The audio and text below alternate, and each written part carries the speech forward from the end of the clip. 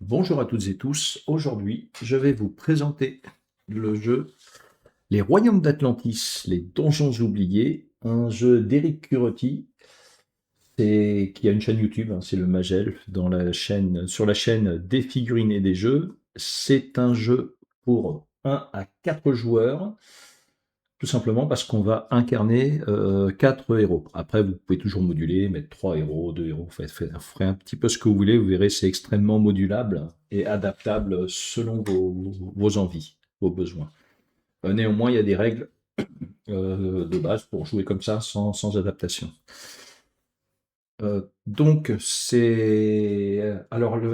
qui est illustration, c'est assisté par ordinateur. Alors, je dis assisté par ordinateur parce que des fois, ça peut être des logiciels de récupération d'images, mais des fois, ça peut être l'IA. Ouais, si demain, si Eric avait voulu euh, des illustrations faites par des artistes, le livre ne serait jamais sorti, hein. C'est pas son boulot à Eric. Voilà. Alors, il faut savoir quand même donc moi j'ai acheté mon exemplaire, hein. Même si j'ai fait partie des testeurs, voilà, j'ai tenu à acheter mon exemplaire.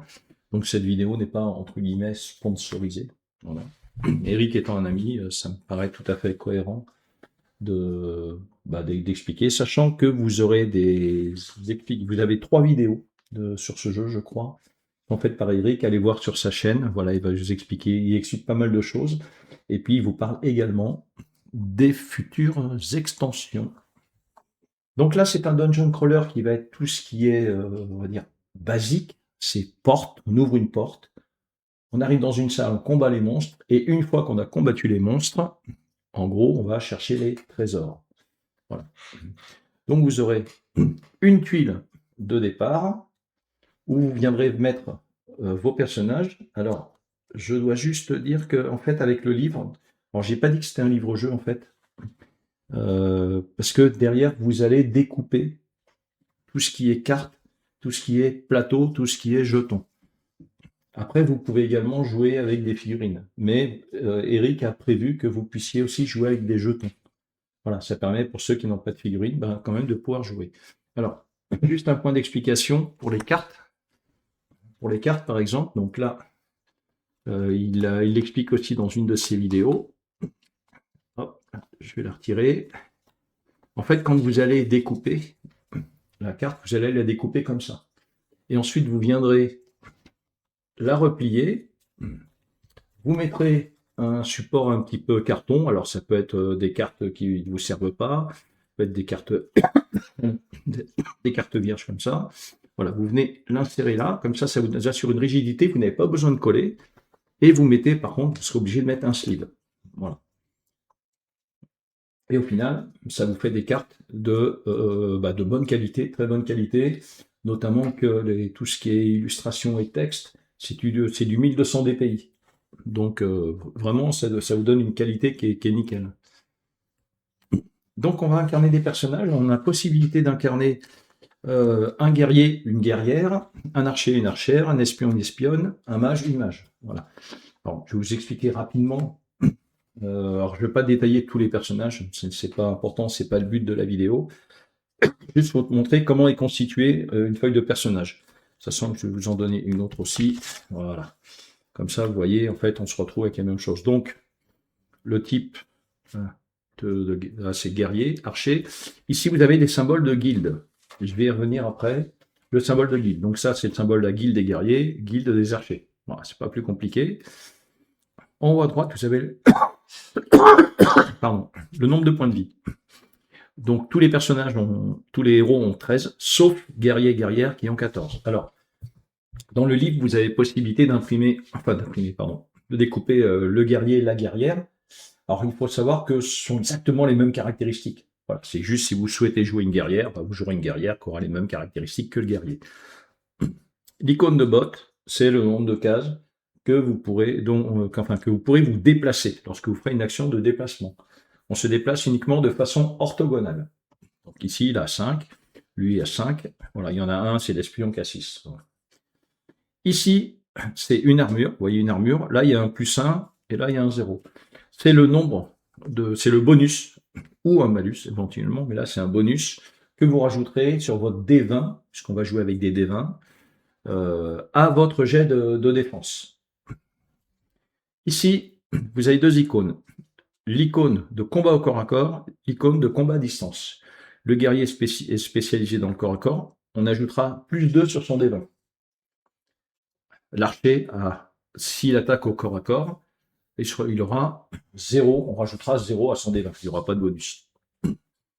Et sur une attaque à distance, donc que ce soit un arc ou peu importe tout ce qui est attaque à distance, le guerrier n'aura pas de bonus, alors que l'archer aura un bonus de plus 2. C'est normal, d'où le archer guerrier. L'icône que vous voyez en bas à gauche, c'est la volonté. C'est la volonté. La volonté servira essentiellement au mage, mais elle peut aussi servir sur certains jets, sur certains tests. Hein. Ça, vous le verrez dans le jeu, c'est spécifié quand il y a un test. Soit c'est un test de volonté, soit ici, c'est un test de connaissance. Le mage, par exemple, lui, quand il va lancer un sort, il va avoir une difficulté de sort. Donc, je prends cet exemple-là. Il a une difficulté de 10, c'est-à-dire un sort. Quand il va lancer un sort, le mage ne le réussit pas automatiquement. Il va devoir lancer un des 20, et à cela, il va rajouter, je vous le mets là, voilà. Alors sachant que, attention, ça c'est issu du prototype que j'avais. Hein. L'image est beaucoup mieux sur le livre. Quand il va lancer un sort, là, il va avoir son bonus de volonté. Plus après, sur son équipement de base, s'il a un bonus, ce sera marqué, on l'ajoutera également.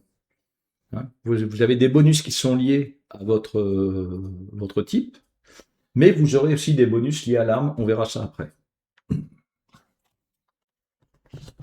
Donc lorsqu'un mage lancera un sort, si là je fais 10 au total, je lis et j'applique le sort. Une fois que le sort est appliqué pour le tour, on l'incline de 90 degrés.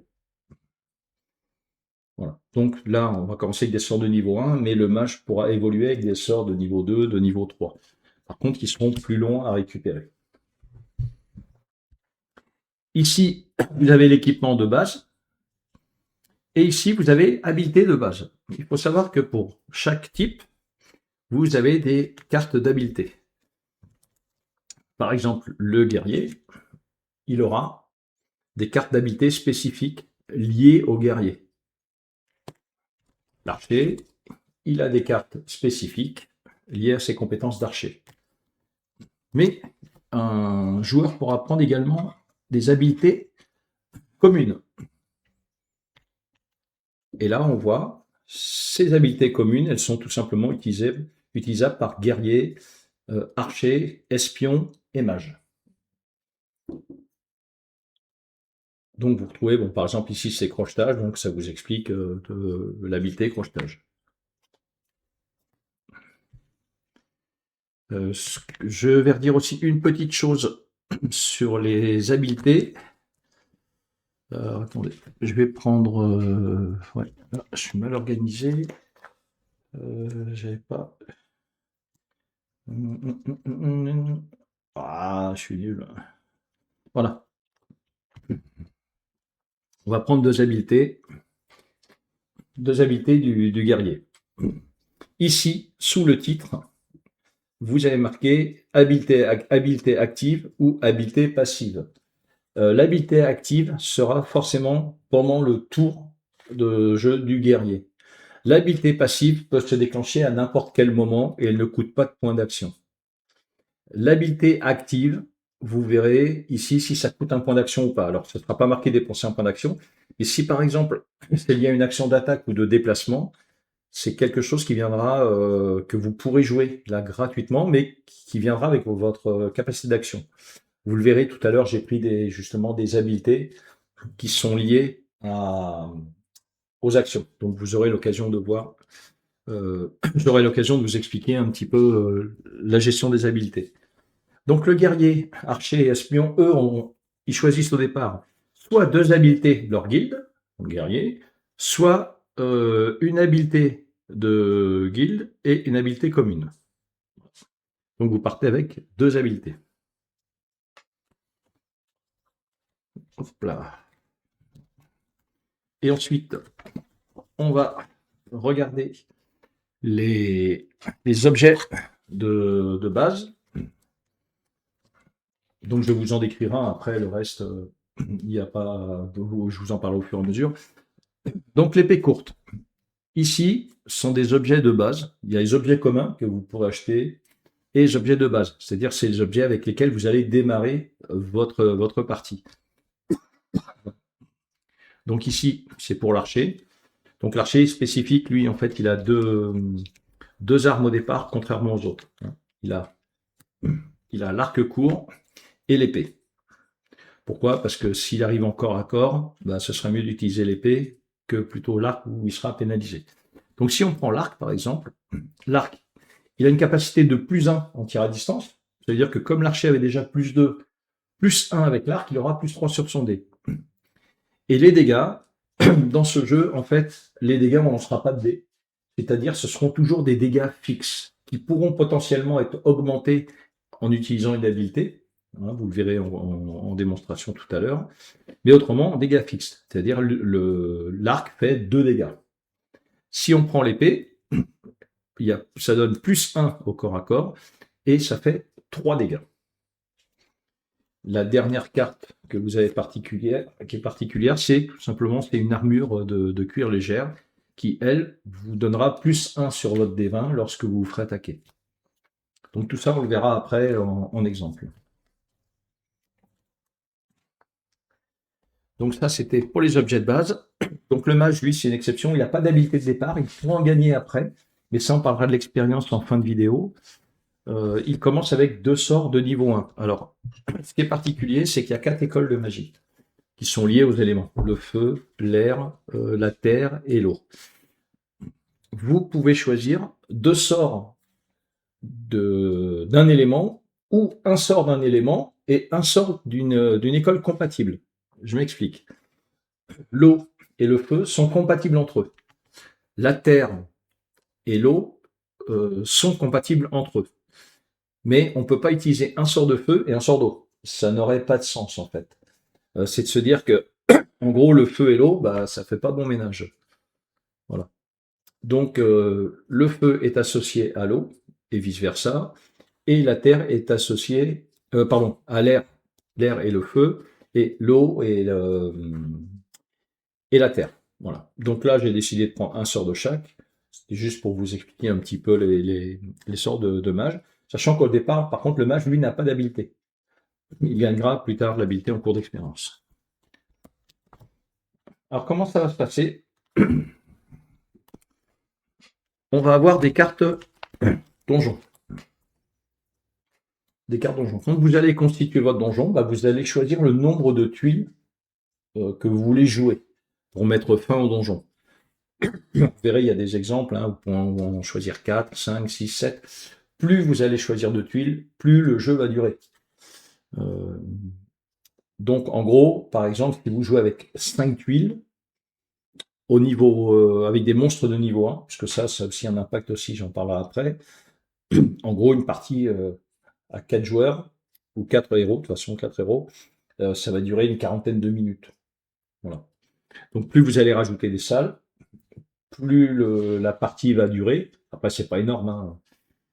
Et par contre, plus vous ferez de salles, plus vous rencontrerez de monstres, plus vous gagnerez d'expérience. Puisqu'en fait, l'expérience se gagne uniquement en combattant des monstres. En fait, on se retrouve au Donjons et Dragons de tout début.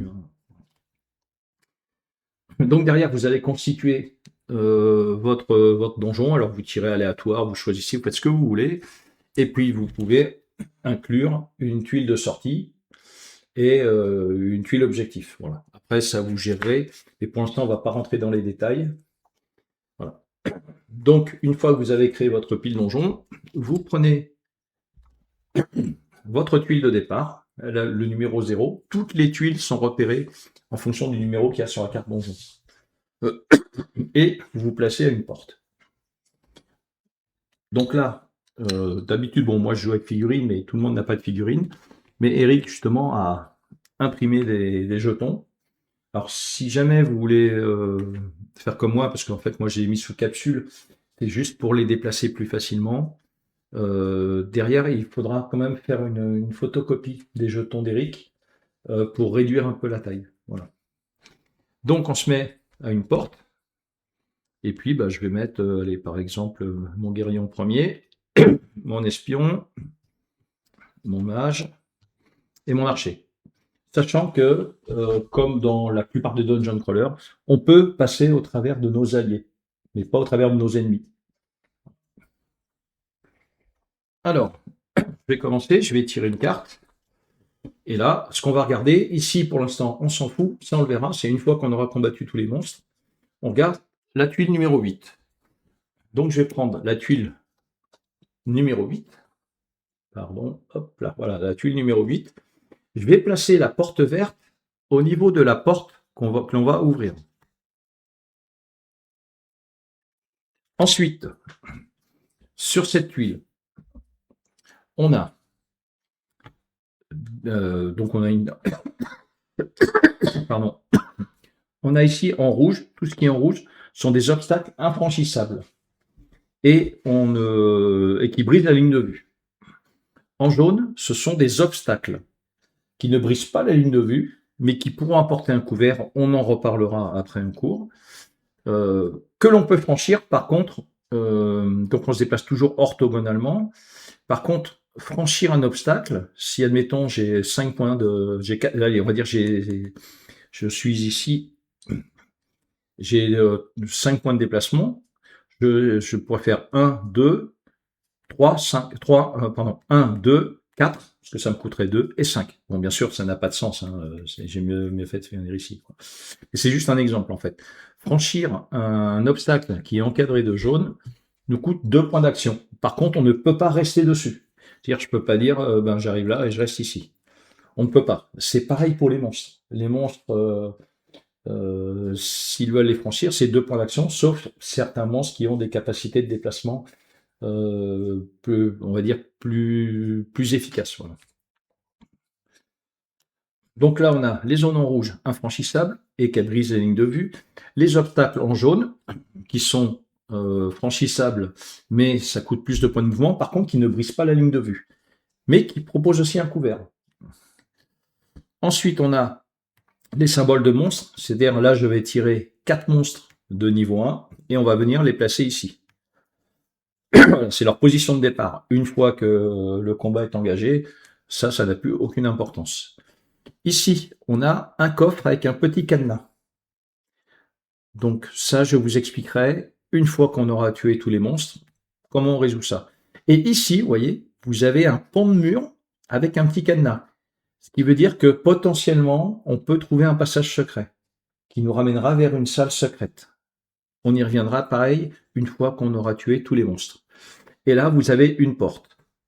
Alors, vous avez 2 possibilités de jouer. Alors, soit vous faites, moi c'est ce que je fais, parce que ça demande moins de place sur la table, c'est qu'une fois que j'ai fait une salle, j'enlève la tuile et je replace la nouvelle salle. Ou autrement, si vous décidez de jouer, d'avoir votre donjon qui s'agrandit au fil du temps, bah, par exemple, une fois que j'ai terminé là, on va avoir une phase d'action libre et ensuite on va repartir de nouveau dans une salle. Admettons que je pioche la carte de la salle numéro 4. Je vais venir, comme je prends cette porte-là, alors là il n'y a qu'une porte, mais vous pouvez très bien avoir des salles où il y a deux portes. Voilà. Et dans ce cas-là, je viendrai me placer. Il faut que je décale un petit peu tout ça. Dans ce cas-là, je viendrai me déplacer comme ça. C'est-à-dire toujours le vert sur la porte que je viens d'ouvrir. Et ça vous permettra d'avoir un donjon. Et vous voyez après, par exemple, sur cette salle, alors vous verrez peut-être pas tout en haut, mais en fait, vous avez une porte à chaque extrémité. Voilà. Ça, c'est si vous voulez avoir votre donjon au fil de l'eau. Sachant qu'à ce jeu, on ne peut jamais revenir dans une pièce qu'on a quittée. Voilà. Donc, pour ma part, moi, je préfère jouer avec uniquement une tuile face visible. À l'issue du premier tour, il faudra que mes 4 héros soient dans cette salle. Et une fois qu'ils seront dans cette salle, bah, vous retirez la tuile, là, il n'y a pas de souci. Donc là, maintenant, je vais piocher 1, 2, 3, 4 monstres. Alors, pour les besoins de la vidéo, en fait, parce que moi je joue avec des figurines, j'ai d'autres jetons. Donc je mets, vous voyez, j'ai un sac, je mets dans un sac. Alors, le premier monstre, ce sera un zombie. Donc je vais venir chercher un zombie. Ils sont où? Ils sont, voilà. Un zombie, et je le mets ici. Après, si vous voulez, vous pouvez tirer au dé, savoir où ça va, mais ça évite comme ça, vous les faites dans l'ordre, vous fixez un ordre, et puis au moins, ça vous évite de faire. Le deuxième monstre, alors sachant qu'au niveau 1, il y a 10 monstres, il y en a 2 de chaque. Donc potentiellement, je peux très bien retomber sur un deuxième zombie. Un gobelin. Donc le gobelin, il vient ici. Le troisième monstre, un guerrier squelette. Alors le guerrier squelette, je vais le mettre ici. Et le dernier, un archer gobelin. Donc l'archer gobelin va venir ici. Vous voyez, même si vous n'avez pas de figurine, Eric en fait a prévu tout ce qu'il vous faut pour pouvoir jouer avec des jetons. Donc je vous dis juste, par contre, il faudra quand même juste faire une copie des jetons, cela pour les réduire. Sinon, en taille normale, ils seront un peu grands. Voilà. Donc une fois que j'ai pris ces 4 monstres, je vais pouvoir débuter. On commence toujours par le tour des héros. Pour ceux qui ont joué au premier livre d'Eric, qui était, c'était plus, on va dire, dans la première partie était plus en fait un jeu de figurines, hein, où on se déplaçait en centimètres, je crois. Enfin oui, c'était en centimètres. Mais les icônes utilisées étaient déjà les mêmes. Donc pour cela, vous allez voir en fait très vite, vous allez vous refaire à ce jeu. Pour les autres, au bout d'une pièce, c'est bon, les icônes n'auront plus de secret pour vous. Et des icônes un peu spécifiques, Eric a mis une aide de jeu dedans qui explique toutes les icônes et c'est super clair. Voilà. Vous n'aurez pas à chercher 10 000 trucs, attendez, là j'attaque derrière, j'ai plus 2, là j'ai moins 4, là j'ai... Non. Il a fait quelque chose d'extrêmement, j'ai envie de dire, efficace. Donc je vais commencer. Donc comme pour SS 117, voilà ce que je voulais dire. Vous avez chacun a 2 actions. 2 points d'action, sachant qu'on ne peut pas faire 2 fois la même action. Mais par exemple, le guerrier peut faire une action, et un autre joueur après peut rejouer pour faire des actions, et le guerrier peut revenir plus tard pour faire sa deuxième action. Je vais vous donner un exemple très particulier pour le mage. Donc mon mage, ce que je vais faire, je vais utiliser l'arme enflammée. Je vais lancer ce sort arme enflammée. Donc derrière, ça me dit, si le sort est réussi sur une difficulté de 10, l'arme du mage ou celle d'une cible alliée s'enflamme. Elle rajoute 2 dégâts supplémentaires lors de son attaque si celle-ci est réussie. Ces dégâts se cumulent donc avec les dégâts fixes de l'arme. Donc je vais lancer ce sort. Pour lancer ce sort, je dois faire, on va acheter un des 20. Donc vous verrez, vous aurez besoin bien sûr d'un des 20. L'idéal c'est 2 des 20, vous le verrez après lors de la phase de monstre. Donc 2 des 20 par contre de couleurs différentes. Donc le mage, si je prends le mage, il a plus 2 en volonté. Et il a une arme, c'est son bâton de mage, qui lui, donc s'il attaque au corps à corps, il a plus 1, il fait 1 dégât. Mais par contre, ça lui rapporte son bâton de mage plus 1 de volonté. Donc là, j'ai plus 3 de volonté. Donc je vais lancer le dé. Je fais 12. Le sort est réussi. Alors ce que je fais moi pour me souvenir que c'est, par exemple, on va dire c'est pour le guerrier. Derrière, je vais venir mettre sur la feuille du guerrier, je vais mettre le sort. Mais ça, vous n'êtes pas obligé de le faire. Vous faites comme vous voulez. Hein. Le problème, c'est que moi, j'ai une mémoire de poisson rouge. Et derrière, après, je me dis, merde, je ne sais même plus sur qui j'ai lancé le sort. Voilà. Donc le sort, bien sûr, vous l'inclinerez à 90 degrés, sachant que les sorts premier niveau, vous embêtez pas trop, puisqu'à chaque tour, vous les récupérez. C'est un peu la particularité aussi de ce jeu. Et je vous expliquerai après pourquoi. Donc, j'ai fait une action. Par contre, je ne vais pas me déplacer tout de suite. Néanmoins, je serai obligé de rentrer à la salle avant la fin du tour. Donc, dans ce cas-là, ce que je vais faire, j'ai fait une action de magie. Donc, je vais mettre un petit symbole ici. Ça veut dire qu'il me restera une action. Si jamais j'avais fait mes 2 actions, comme j'ai une mémoire poisson rouge, et que je risque d'activer 2 fois le même personnage ou pas l'activer du tout, dans ce cas-là, je me mets un marqueur ici, comme quoi j'ai fait mes 2 actions. Mais comme j'en ai fait qu'une pour l'instant et que je compte jouer après, bah, je marque mon action, tout simplement. Ce qui veut dire que ma deuxième action, je ne pourrais pas lancer un sort. Voilà. Il y aura des particularités, mais que j'expliquerai pas dans cette partie, et c'est pas utile, c'est quand vous montrez le niveau, mais tout ça, c'est expliqué dans le livre. Voilà. Donc, j'ai fait une action avec mon mage. Maintenant que j'ai une épée enflammée, mon guerrier qui est ici, il a 5 points d'action. Alors, 5 points d'action. Ce qu'il faut que je vous explique maintenant, c'est les zones de danger des ennemis ou des héros. Une, une zone de danger, c'est un petit peu l'équivalent de la zone de tacle à Blood Bowl. Donc une zone de danger, c'est toutes les cases, y compris celles qui sont en diagonale, parce qu'à ce jeu, on ne peut pas se déplacer en diagonale, mais on peut attaquer en diagonale, qui n'ont pas non plus en diagonale de coins d'obstacles infranchissables ou franchissables. Ce qui veut dire que lui, sa zone de danger, elle est ici, ici, ici. La zone de danger du gobelin, elle est ici, elle n'est pas ici par contre. Donc ça, c'était pour le zombie. Le gobelin, elle est ici, ici, ici, ici.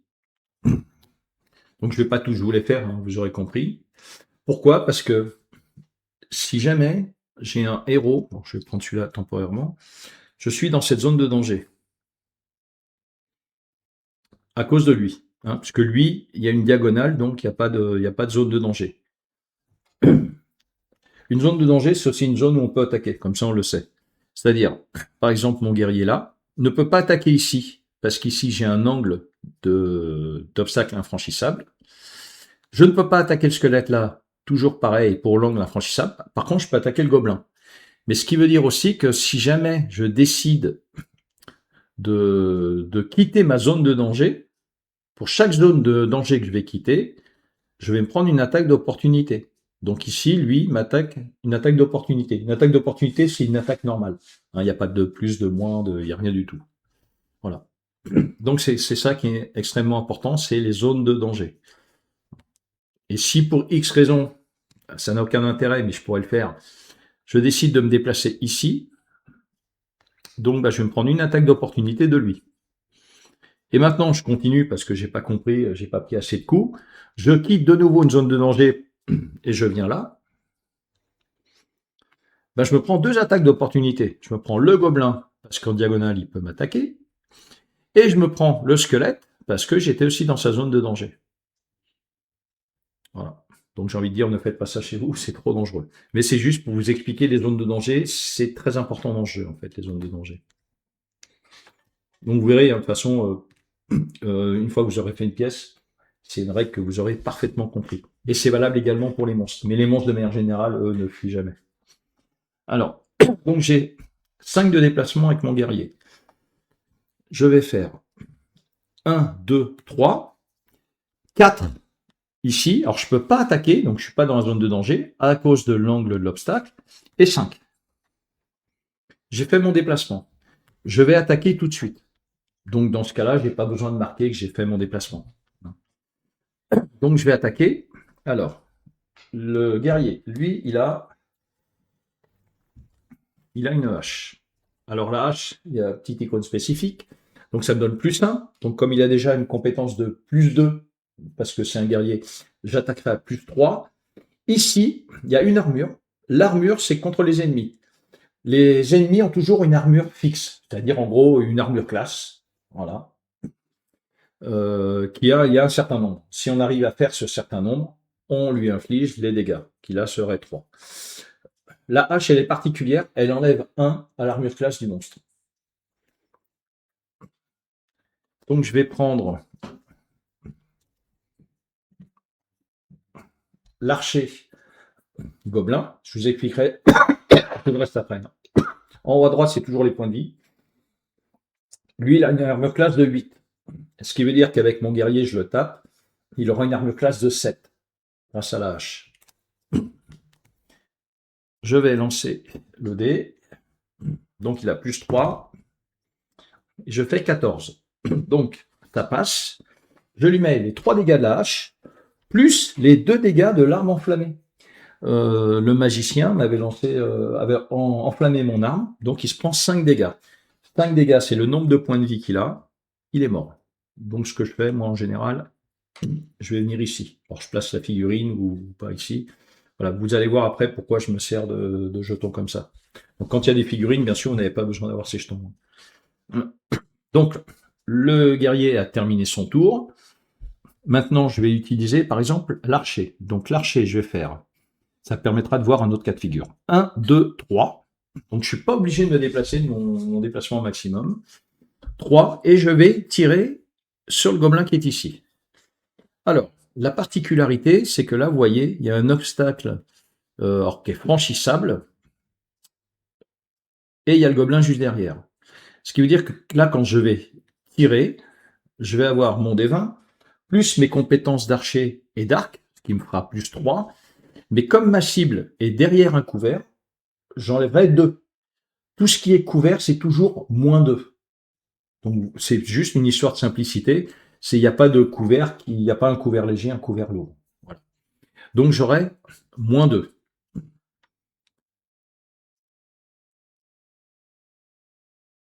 Mais, enfin, pardon, je cherchais mon mot, mais l'obstacle jaune, c'est pas comme le rouge. Le rouge s'appelle la ligne de vue. C'est-à-dire, si ça avait été en rouge ici, je n'aurais pas pu tirer là.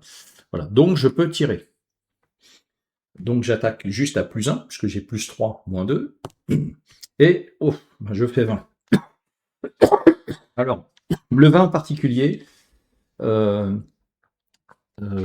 que ce soit, de toute façon, c'est toujours une réussite. Un 1, c'est toujours un échec. Donc là, je fais 20, ça veut dire que je vais doubler les dégâts. Donc, doubler les dégâts, l'arc fait 2 dégâts, je lui mets 4 dégâts. Le gobelin a 5 points de vie. Donc, ce que je vais faire, les 4 dégâts, je les mets là. C'est pour ça qu'en fait, je garde mes jetons à côté. Ça me permet, plutôt que de venir mettre un dé ici, puis au final, on se retrouve, comme les tuiles sont pas très grandes, on se retrouve avec des dés partout, on voit plus trop ce que c'est. Ben, moi, ce que je fais, je les mets ici. Donc, si vous jouez avec les jetons, gardez-vous une série de jetons, vous faites une photocopie, hein.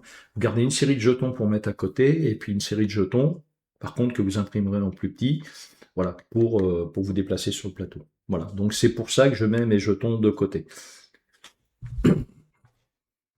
Donc, l'archer a joué. Je vais maintenant jouer mon espion. L'espion se déplace de 6. Je vais faire 1, 2, 3, 4, 5. Donc, je ne suis pas dans une zone de danger, là, à cause de l'angle. Et là, je vais faire 6. Alors, ce que je vous montre, c'est pas forcément très stratégique, hein. Le but, c'est que j'essaye de trouver un maximum d'exemples. Et je vais jouer une habileté. L'habileté, je vais jouer l'attaque sournoise. Alors, l'attaque sournoise, en fait, c'est mon point d'attaque. C'est-à-dire, cette habileté, quand je la joue, elle est liée à mon attaque. Donc, c'est pas, en gros, c'est pas gratuit. Disons que le fait de jouer cette habileté, comme c'est une attaque, ça remplace mon attaque. Et ça dit, donc, il doit être adjacent à un ennemi lorsqu'il attaque, donc ça va être le cas. Il gagne un bonus de plus 4 dégâts. Si l'attaque est réussie, ce bonus, il se cumule à l'arme. Par contre, si jamais je le rate, j'ai perdu mon habileté, puisque l'habileté, de toute façon, elle peut s'utiliser qu'une fois par partie.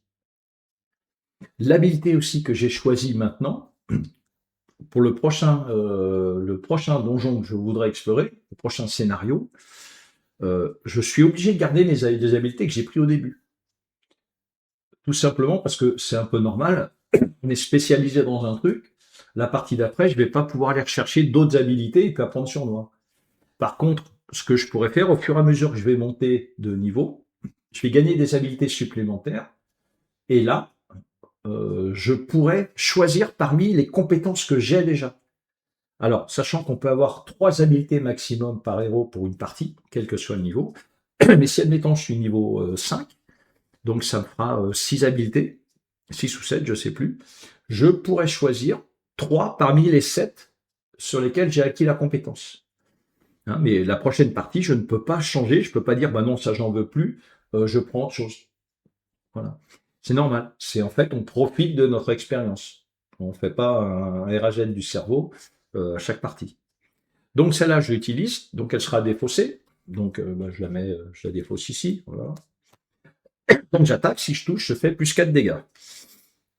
Donc mon espion, pardon, il a plus 1 avec ses compétences d'espion, et j'ai plus 1 parce que c'est une épée courte. Donc j'ai plus 2. Je jette le dé, et là, c'est le drame. Je fais 4. 4 et 2, 6. Je tape un zombie. Alors, où c'est que j'ai foutu les cartes monstres de niveau 1? Voilà. Je tape le zombie. Le zombie a une armure classe de 8. Donc là, typiquement, en faisant 4 et 2, 6, j'ai raté mon attaque. Je perds mon habileté. Donc ça fait mal. Mais bon, c'est comme ça. Et il me reste le mage qui n'a pas fait son déplacement. Enfin, ou potentiellement une autre action. Mais je ne peux pas relancer un sort, puisque j'ai déjà lancé un sort. Donc je vais faire 1, 2 et 3. Voilà, je reste là. Donc j'ai terminé mon tour. Donc quand j'ai terminé mon tour, c'est au tour des ennemis. Alors, bah, vous commencez dans l'ordre que vous voulez. Moi, l'idéal aussi avec ça, ça te donne l'ordre dans lequel les ennemis vont s'activer. Donc lui déjà, je peux le décaler parce qu'il est mort. Donc le zombie, par défaut, un monstre attaque toujours le héros le plus proche. Si jamais il y a 2 héros à la même distance, il va attaquer celui à qui il reste le moins de points de vie. Et oui, les gars, c'est un donjon, c'est pas une crêperie. Alors, le zombie va attaquer. Alors pourquoi là c'est intéressant d'avoir 2 des 20? Contrairement à l'attaque des héros contre un monstre, le monstre jette un dé 20 et le héros va défendre avec un dé 20 en rajoutant son armure. Voilà, c'est le fait de se dire, on n'est pas lié juste au dé du monstre. On dit en tant que héros, ben, on jette le dé, on a l'impression d'avoir le destin dans nos mains. Donc c'est plutôt cool en fait. Donc je vais prendre, on va dire ça, c'est toujours mon dé de héros. Je vais prendre un dé pour le monstre et je vais jeter les deux d'un coup. Si vous n'avez qu'un dé, ben, vous jetez d'abord un dé et puis après le deuxième. Donc là je jette. Alors, le monstre fait 12. Lui, il n'a pas de bonus. Un monstre de niveau 1, de manière générale, n'a pas de bonus. Enfin, c'est pas de manière générale, il n'a pas de bonus. Moi, je fais 4. Donc, j'ai 4. J'ai un bouclier, une armure légère, ça me donne 5. Donc, il est supérieur, strictement supérieur à mon dé de défense. Je me prends les dégâts. Et les dégâts, bah, c'est pareil, ce sont des dégâts fixes. Donc, lui, à chaque fois qu'il tape, il me fait 3 dégâts. Donc, je subis 3 dégâts. Donc, ce que je fais, moi, j'utilise pareil des dés sur ma fiche de personnage. Vous voyez, je fais ça. Et puis, je mets, voilà, 3 dégâts.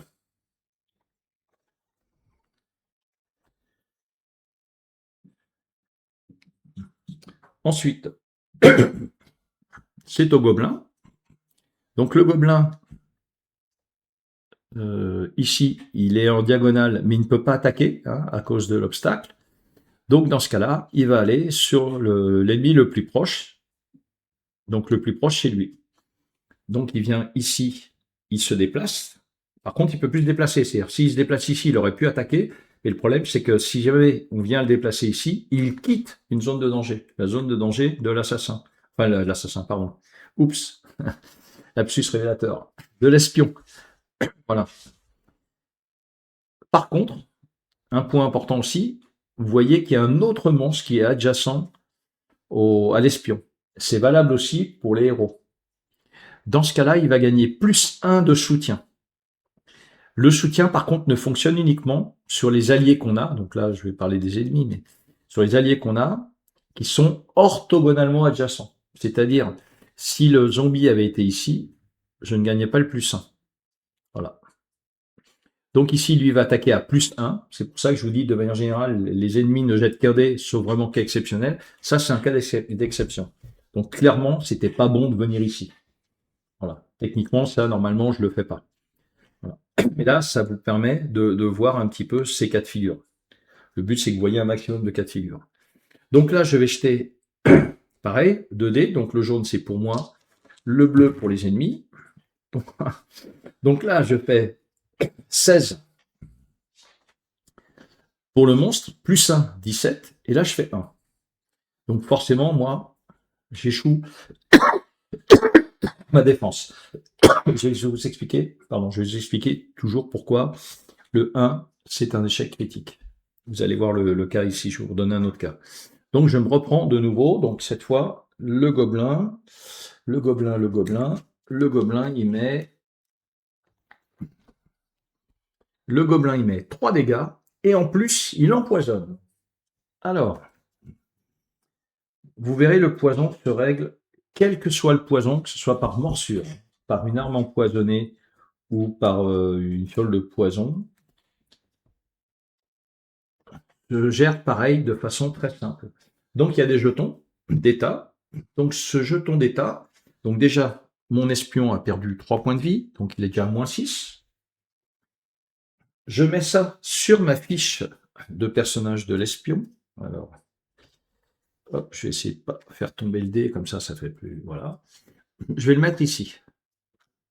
Ce qui veut dire que jusqu'à la fin de son prochain tour, le poison, ça lui enlève, alors ça lui fera pas de dégâts, par contre ça lui enlève 1 à chaque caractéristique.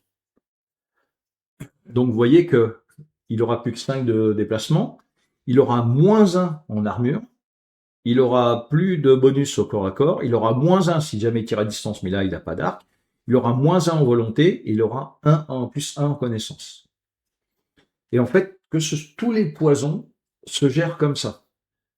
Voilà, donc c'est vraiment assez simple. Et le 1, ça veut dire que ça dure un tour. Donc c'est jusqu'à son prochain tour. Donc on a terminé le gobelin. Maintenant, il nous reste le guerrier squelette. Donc le guerrier squelette, il a 4 de déplacement. Donc ça ferait 1, 2, 3, 4. Il ne peut pas venir là parce qu'il peut faire une diagonale. Par contre, il peut faire 1, 2, 3, 4. Ou 1, 2, 3, 4. Donc là, on va regarder pardon, celui qui a le moins de points de vie. 2, 3, 4. 1, 2, 3, 4. Ça, c'est la guerrière. La guerrière, elle a 14 points de vie. Les autres ont 13. Donc, dans ce cas-là, il va faire 1, 2, 3, 4. Et là, comme il y a un obstacle jaune, il ne peut pas attaquer en diagonale. Il n'est pas dans une zone de danger.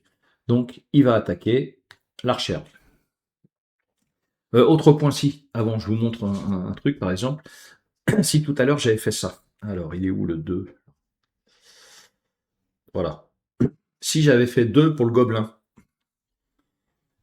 et l'espion 1, l'espion avait plus 1 point d'armure, ça faisait 2. Donc dans ce cas-là, de manière générale, en égalité, l'attaque ne passe pas. Sauf que là, comme j'ai fait un échec critique, et que lui n'a pas fait un 1, parce que s'il avait fait un 1, son attaque c'était réglé, il ne touchait pas. Mais là, il n'y a que moi qui ai fait un 1. Même si j'égalise son dé d'attaque, bah c'est un échec. Donc je me serais pris l'attaque. Voilà. Alors c'est rare que ça arrive, hein, mais ça peut arriver. Donc là, le guerrier squelette attaque l'archère. Voilà, je ne suis pas béni aujourd'hui.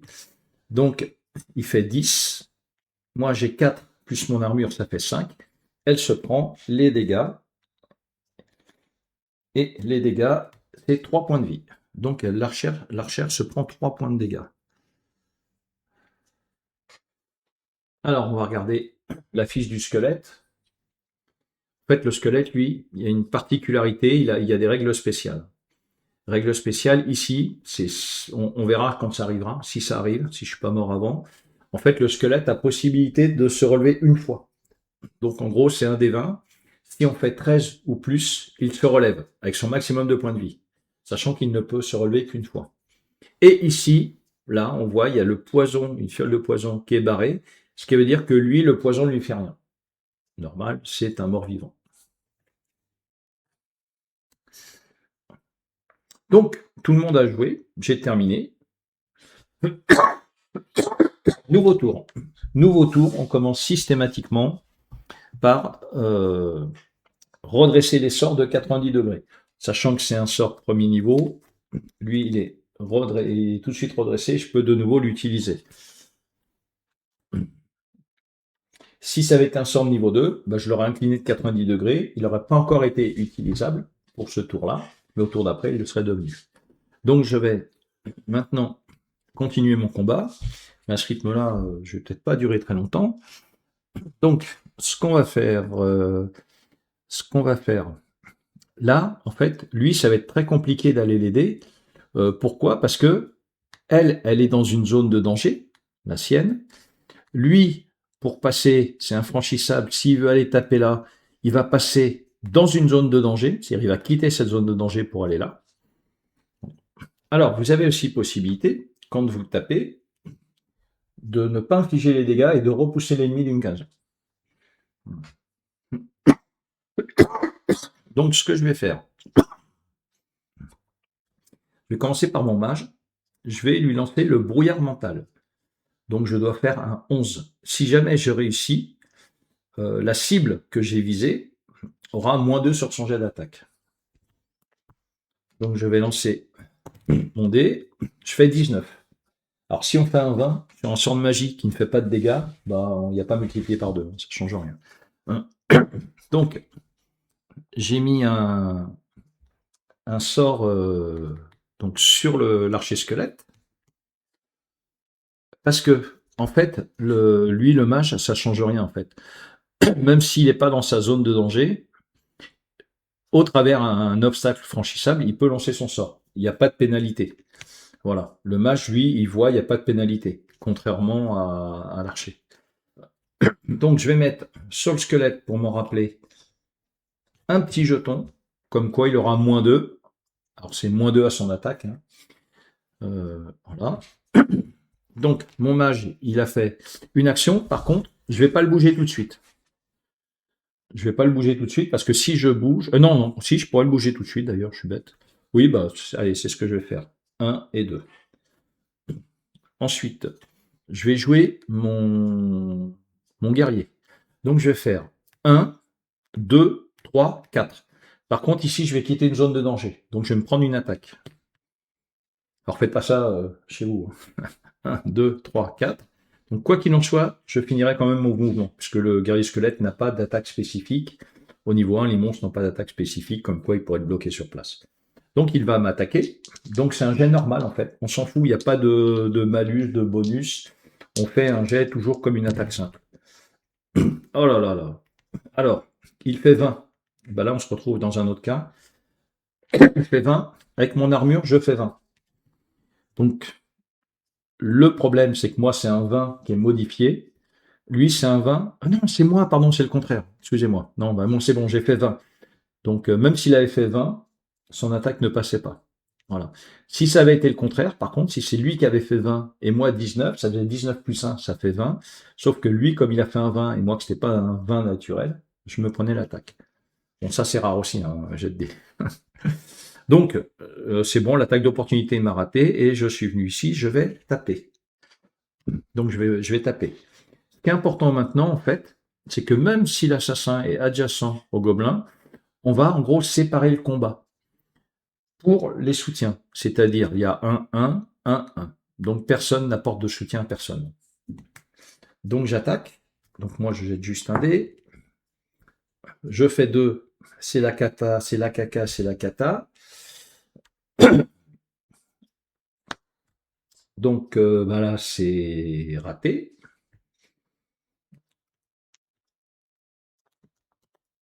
C'est raté. Donc, maintenant, il me reste mon archer et mon espion.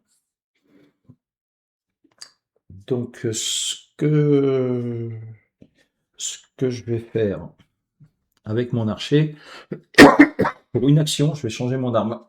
Je vais prendre mon épée courte. Donc, dans ce cas-là, quand vous faites une action de ce type-là, en fait, toute action qui n'est pas spécifique à ça, vous la mettez sur connaissance. Voilà. C'est-à-dire, je ne pourrais pas faire une autre action qui utilise la connaissance. Mais bon, ça, c'est pas trop gênant. En fait, le but, c'était pas de trop handicaper l'archer, puisque sinon, sur ce type de tuile, en fait, l'archer, au départ, on l'avait pas mis comme ça, et en fait, on s'avérait que bah, c'était un personnage qui servait à rien. Donc, on lui a mis des compétences de façon à ce qu'il puisse jouer autant que les autres. Voilà, c'est pour ça qu'en fait, il y a aussi des équilibrages de jeu qui sont faits pour que, quel que soit le personnage que vous choisissez, il n'y ait pas d'écart, en fait.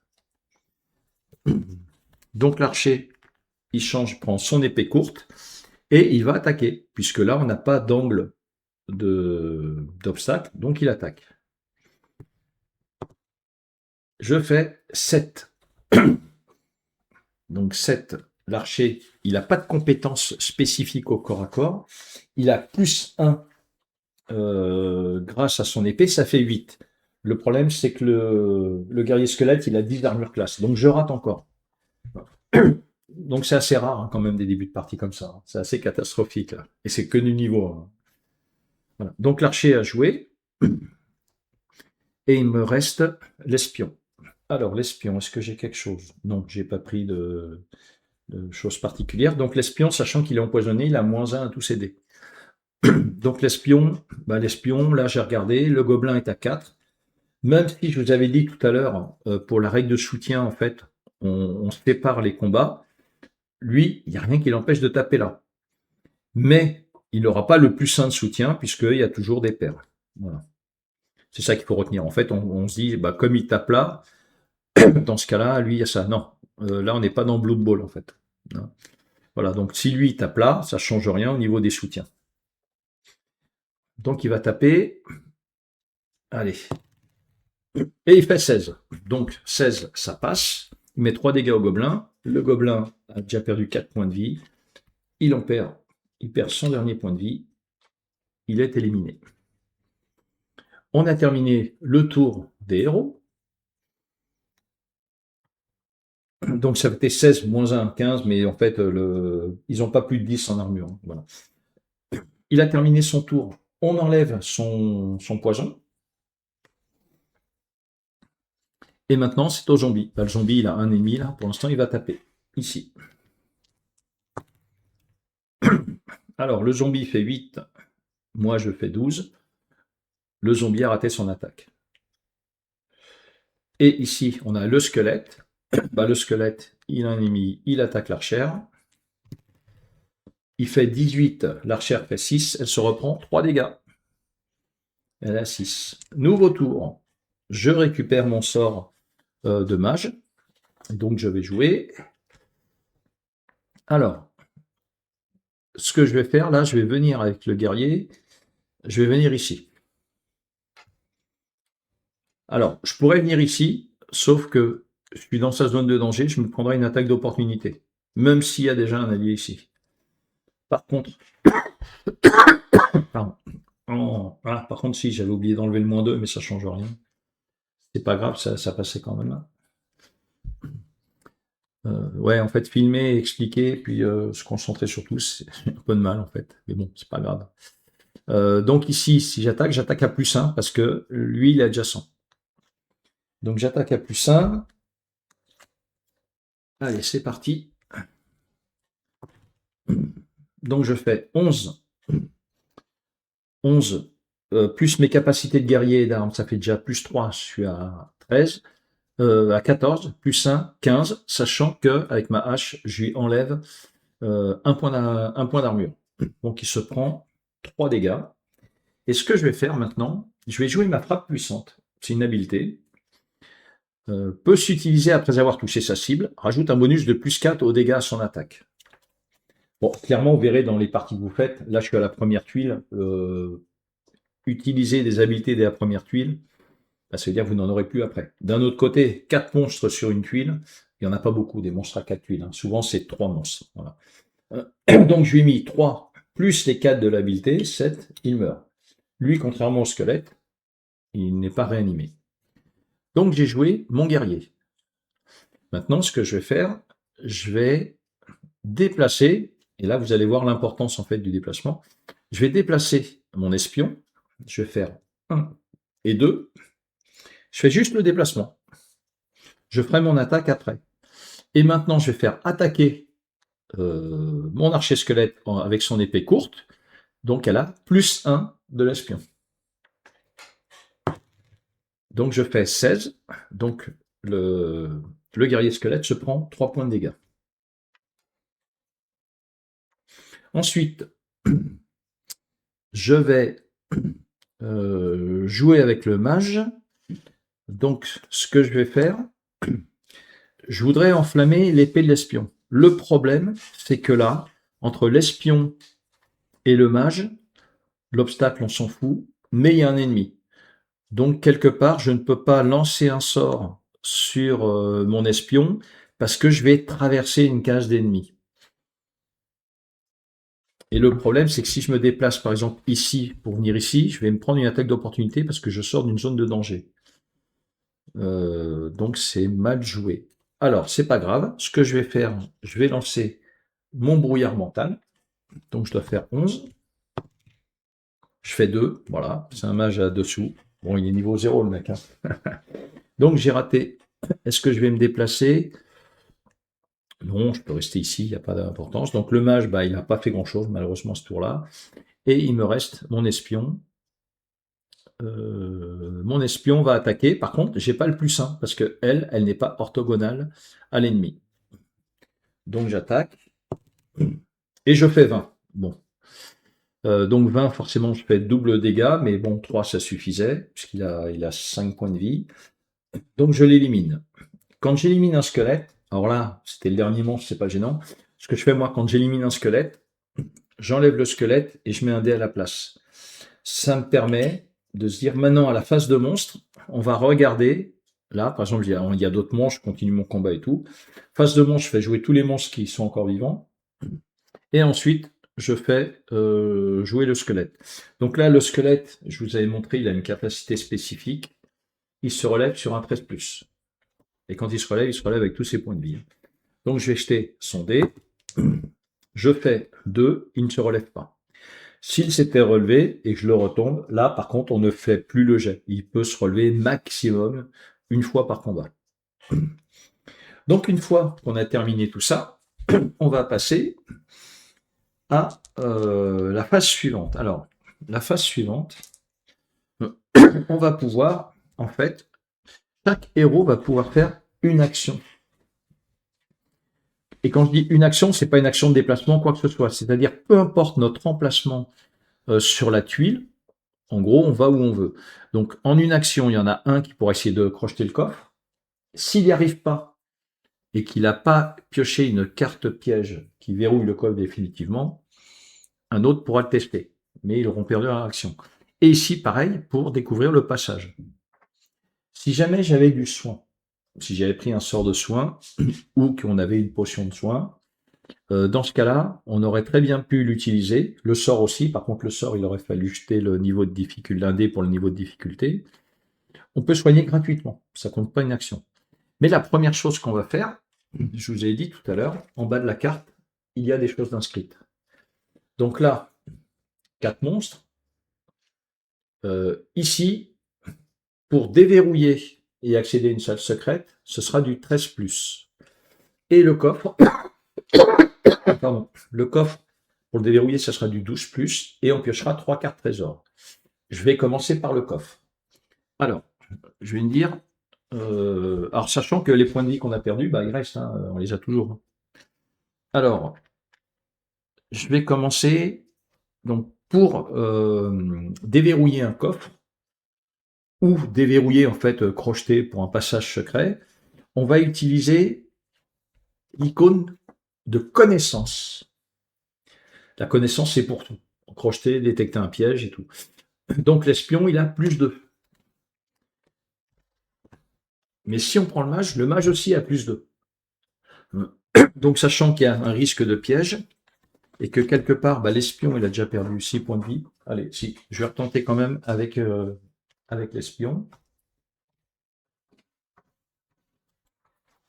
Donc je vais utiliser plutôt le mage, comme l'espion a déjà pris 6 points de vie, pour essayer de déverrouiller le coffre. Donc j'ai +2.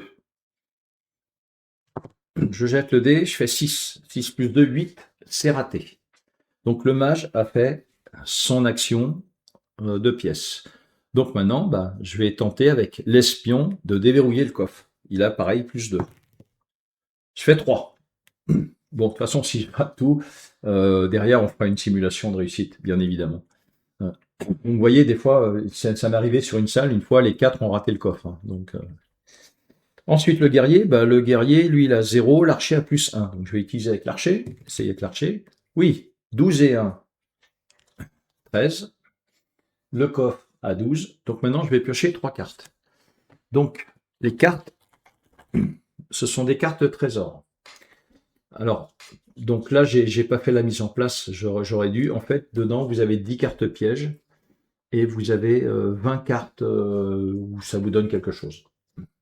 Donc, normalement, quand vous constituez le deck au départ, vous tirez aléatoirement 5 pièges parmi les 10 et les 5 pièges, vous les mélangez avec le reste des cartes trésors. C'est-à-dire, au maximum, vous aurez 5 pièges. Alors, je vais piocher les 3 premières cartes. Allez, je mélange. Je vais piocher les 3 premières cartes. Quoi qu'il en soit, je simulerai un piège, il n'y a pas de souci. Donc, on trouve une potion de mana. Bon, bah, ça donne des compétences. La deuxième carte, je trouve encore une potion explosive. Pareil, ça, on ne va pas détailler toutes les cartes. Et troisième carte, bah, on va prendre, voilà. Admettons, je suis tombé sur un piège. L'idole maudit. Donc, c'est un piège qui a une difficulté de 12. Si jamais on rate, pour le prochain tour, on aura -1 en volonté. Donc, l'effet déclencheur, ils disent, hein, fouille d'un coffre, salle, couloir, effet malédiction -1 sur la volonté. Durée, le tour prochain. Et sachant que on ne fait qu'un tour dans la salle là, quand je vais commencer le combat, j'aurai -1 en volonté sur celui, donc c'était l'archer, il y aura -1 en volonté. Sur l'archer, c'est pas trop gênant.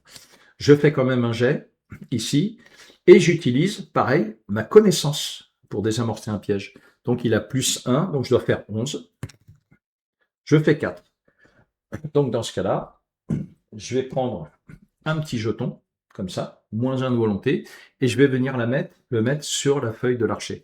Comme ça, quand il va attaquer son prochain tour de combat, il aura -1. Voilà, on ne peut pas se dire, bah, on reste 2 tours, comme ça, tous les effets diminuent. Si jamais ça avait été la première carte que je pioche en carte trésor, je la sors, je repioche 2 cartes. Si jamais, bah en plus je les avais tous mis là, donc ça n'a pas d'intérêt, je n'avais pas mélangé. Si jamais je repioche encore une carte piège, dans ce cas-là, celle-là, je la mets de côté et il me restera une carte à piocher. Si jamais j'ai pioché 3 cartes pièges, bah, j'ai pas eu de pot, en fait, le coffre était vide. Mais quoi qu'il en soit, on ne se prendra qu'un seul piège. C'est valable aussi, après je vous expliquerai un autre type de carte, on fait pareil. Donc, là, vous avez vu comment on gère un coffre. Et là, il me reste passage secret. Donc, j'ai plus qu'un seul personnage qui n'a pas fait d'action à ce tour-là, c'est le guerrier. Donc, guerrier en connaissance, il a 0. Donc, je jette, bon, je fais 20. Alors, un 20, oui, bien sûr, c'est une réussite, mais il n'y a pas de bonus du tout. Donc, dans ce cas-là, ce que je vais faire, comme 13+, en gros, j'ai ouvert le passage secret. Donc, la prochaine salle que je vais faire, après, je peux décider d'y aller ou pas, il y a des salles secrètes. Il y en a 4.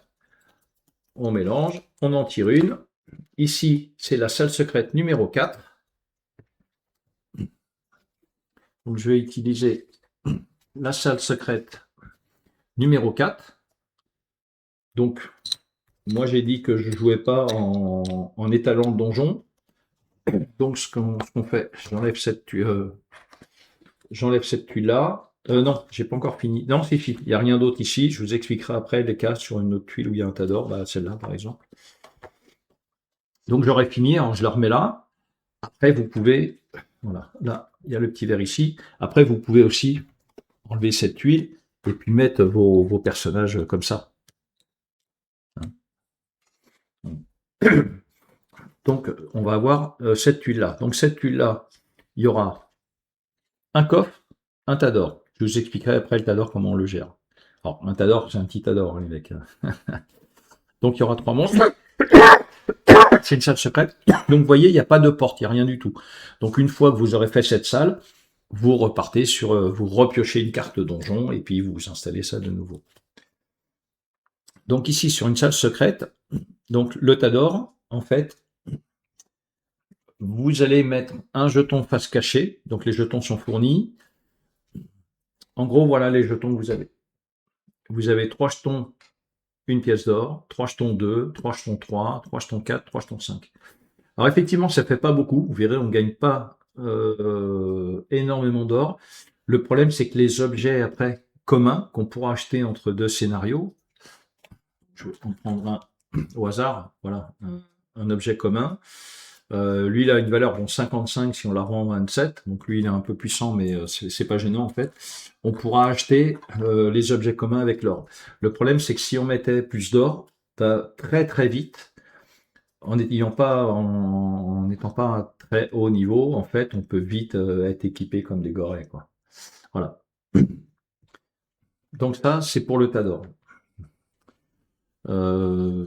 Ça, c'est le coffre, mais ça, vous avez vu comment ça fonctionnait. Voilà. Ensuite, ce qui nous restait à faire de l'autre salle, en fait, c'est on a tué ces monstres-là.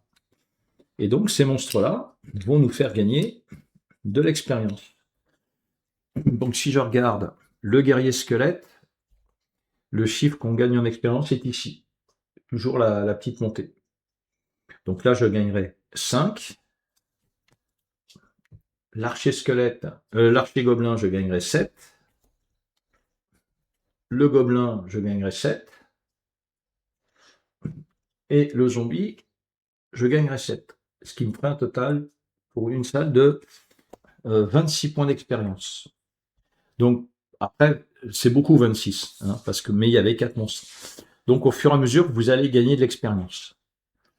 Une fois que vous avez terminé votre partie, c'est-à-dire que vous avez fini vos 5 tuiles, ou 6 tuiles, ou 7 tuiles, ou ce que vous avez décidé, sachant que les salles secrètes sont des salles en plus, et qui sont optionnelles.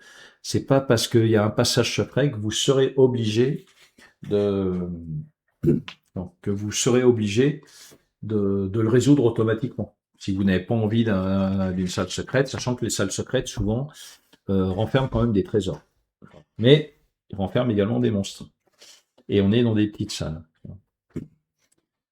Donc, en fin de partie, vous avez une feuille de campagne, où derrière, vous allez marquer l'expérience, sachant que tout l'or et toute l'expérience que vous gagnez, c'est une expérience de groupe. Sachant que par contre, les objets des trésors, bah, vous l'attribuez au personnage que vous voulez, pas forcément celui qui a ouvert le coffre. Ça, vous les répartissez comme vous voulez, sachant que vous êtes limité en nombre d'équipements. Donc ici, vous marquez vos XP et votre or, si vous ne l'avez pas dépensé. Pourquoi? Parce que vous aurez des possibilités de dépenser l'or. Et là, je vais venir sur l'expérience.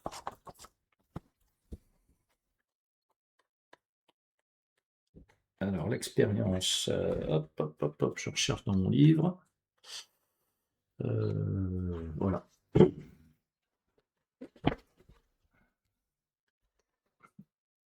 Hop, l'expérience.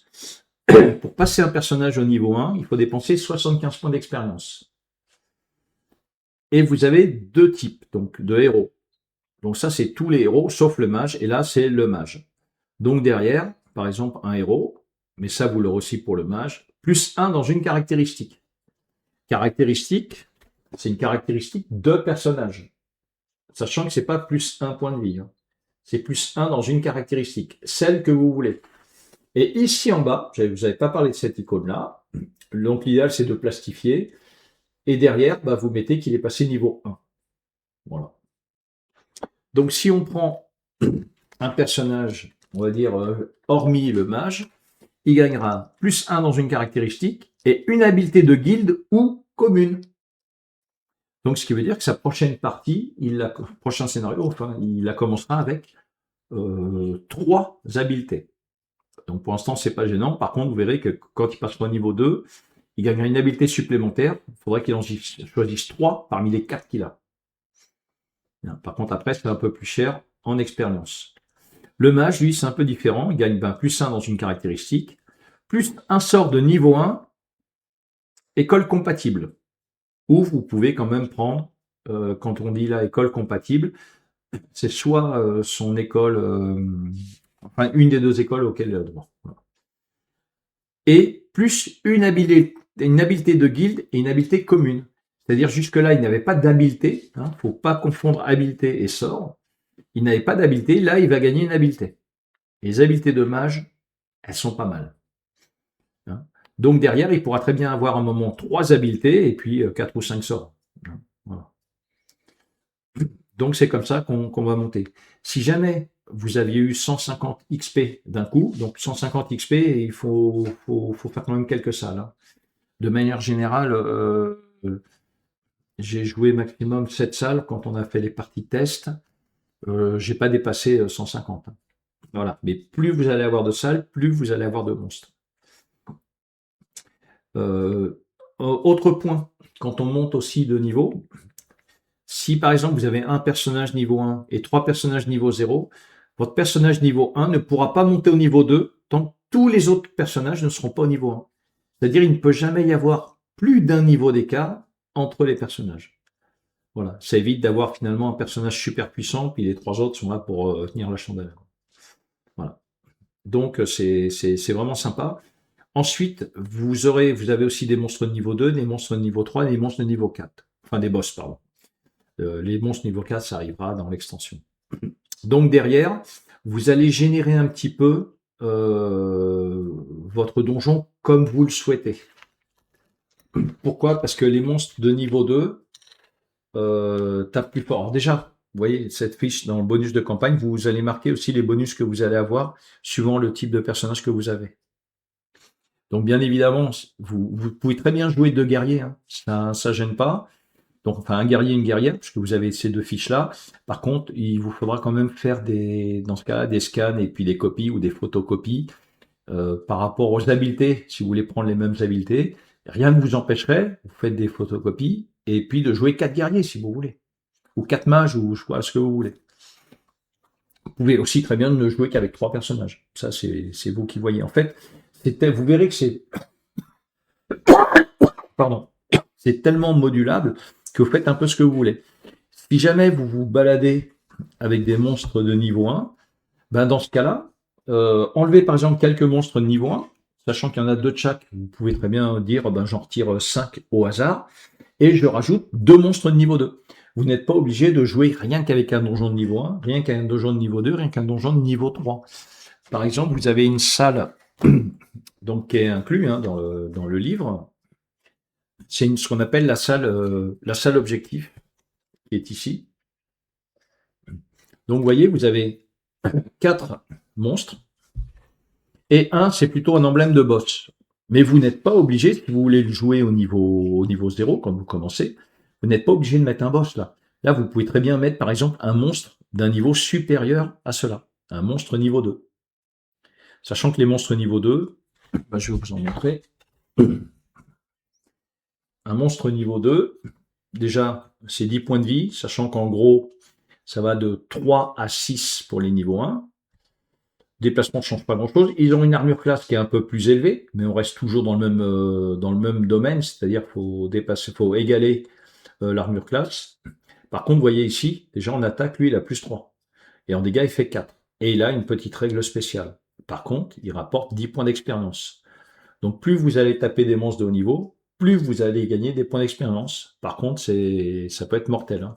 Dans les parties de test qu'on a fait avec Eric, derrière, Eric m'avait demandé de tester des héros niveau 0 et contre uniquement des monstres de niveau 2. J'ai pas dépassé la 3e tuile. Et en plus, là, avec le début de partie que j'avais eu, autant vous dire que là, si ça avait été des niveaux 2, j'aurais peut-être même pas dépassé la 2e tuile. Donc vous allez voir au fur et à mesure que vous allez jouer, j'ai envie de dire quelque part, c'est vous qui allez niveler les monstres en fonction de ce que vous voulez. Hein, sachant que vous verrez, il y a des exemples de quêtes aussi que vous pouvez faire. Des quêtes, vous pouvez aussi très bien thématiser, c'est-à-dire de faire une quête avec que des monstres orques. Alors, ce que vous faites quand tous vos monstres ont été joués, tous vos monstres ont été joués, bah, vous les remettez, alors, soit dans le bol, ce que vous avez choisi, soit dans un sac, et vous repiochez.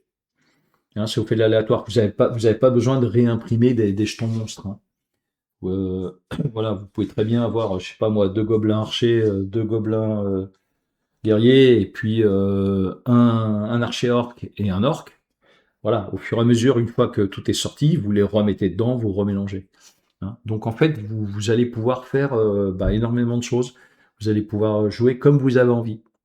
Donc soit vous affichez effectivement le donjon euh, avec salle par salle, donc ça va vous prendre de la place sur la table, mais ça vous donne une image du donjon final.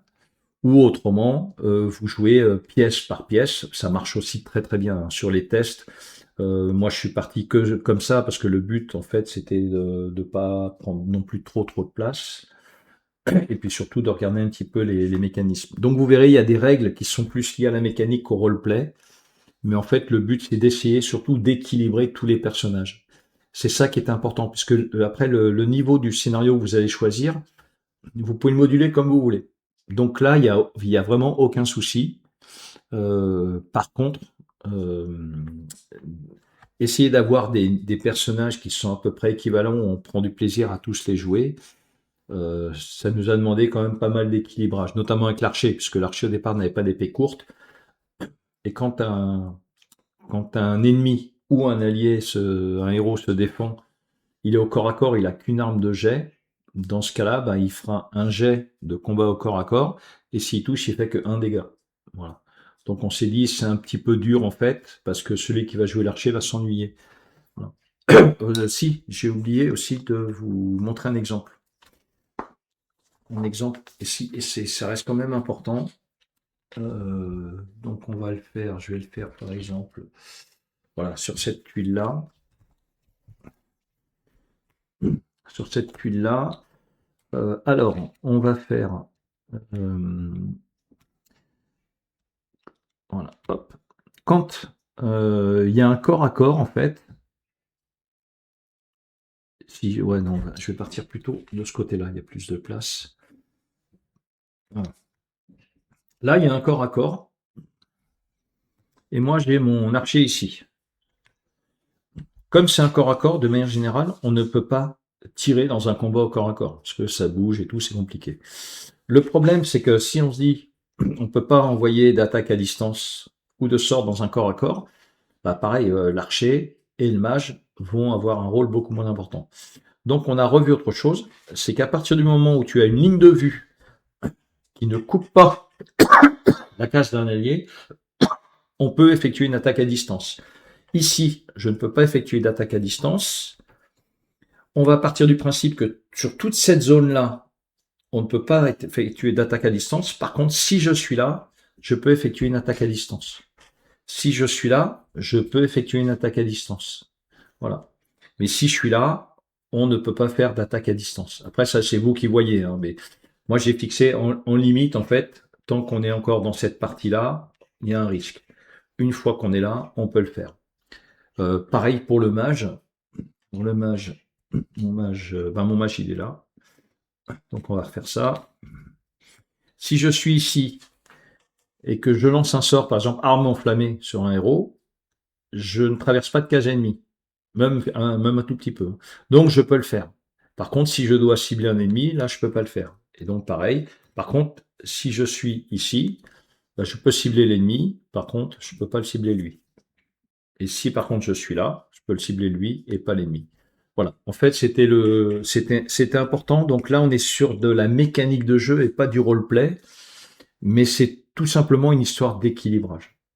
Vous verrez, c'est important parce que sinon, dans les premières parties de test qu'on faisait, en fait, le mage jouait, c'était important au début, mais dès que l'assassin et le guerrier souvent vont vite se retrouver en corps à corps, ce sont des petites pièces, hein, donc le corps à corps, il va être inévitable. Derrière, on s'est aperçu que le mage et l'archer encore pire, bah en fait, ils jouaient juste au début, ils se déplaçaient les premiers, ils tiraient, et puis ils terminaient après, quoi. C'était compliqué. Voilà. Et bien sûr, si une règle pour X raison ne vous convient pas, n'hésitez pas à la modifier, hein, ça c'est pas un problème. Voilà, le but c'est que vous preniez du plaisir. Donc c'est un petit dungeon crawler finalement qui, même si j'ai pas mal parlé, qui vous avez peut-être l'impression qu'il y a pas mal de choses en fait à retenir. Non, vous verrez une fois que vous aurez fait une tuile, en fait c'est simple, c'est efficace. Voilà. Écoutez, sur ce, je vous conseille d'aller voir sur la chaîne d'Eric, hein, donc des figurines et des jeux. Il va vous parler un peu plus en détail, chose, et sachant que nous allons faire une petite campagne avec les amis d'HeroQuest. Alors avec trois des amis, puisque Alex Dark donc est pas mal pris sur ses carnets ludiques et tout. Donc avec Philippe, Yvan et Fred, on va faire une petite campagne. On va créer une petite campagne. Et donc là, vous aurez l'occasion de voir une partie complète. Par contre, on rappellera pas les règles au fur et à mesure. Sur ce, je vous souhaite à toutes et tous une bonne journée ou une bonne soirée sur le moment où vous regardez cette vidéo. Et je vous dis à très bientôt. Si vous avez des questions, bien sûr, n'hésitez pas. Alors, soit vous les posez directement sur la chaîne, la chaîne des figurines et des jeux, sous une vidéo des Royaumes d'Atlantis. Sinon, autrement, vous les posez en commentaire sur la vidéo, sur cette vidéo. Et bien sûr, je me ferai un plaisir de vous répondre. Alors, si, important, c'est très important, parce qu'en fait, ce livre, c'est bien, mais je vous ai pas dit où on le trouve. On le trouve sur Amazon. Il a été édité par Amazon. C'est, on va dire, le moyen peut-être le plus simple, en fait, pour éditer une création. Sachant que vous verrez, c'est marqué dans le livre. Donc, je vous avais dit, en fait, illustration, alors on peut parler d'IA ou de logiciel assisté par ordinateur. Eric donc a des logiciels spécifiques pour créer ses dalles, sachant que par contre il a fallu qu'il achète la version commerciale, c'est-à-dire la version où justement ils peuvent vendre derrière. Donc c'est écrit dans le livre. Voilà. Donc ça a été quand même un investissement pour lui qu'il ne rattrapera pas, hein, puisque derrière il gagne pas énormément, mais ça il vous le dit dans sa vidéo. Voilà. Donc en fait tout ce qu'il a fait, il a les licences pour vendre. C'est au même titre que des figurines 3D. Moi, des fois, ça m'arrive d'acheter des figurines 3D sur My Mini Factory. Ben, certaines, si on veut la version commerciale, ben, on paye plus cher. C'est normal. Voilà. Puisque derrière, on compte vendre et puis l'auteur, après, il touche plus rien, quoi. Voilà. Voilà, voilà. Allez, salut à tous. Bonne journée.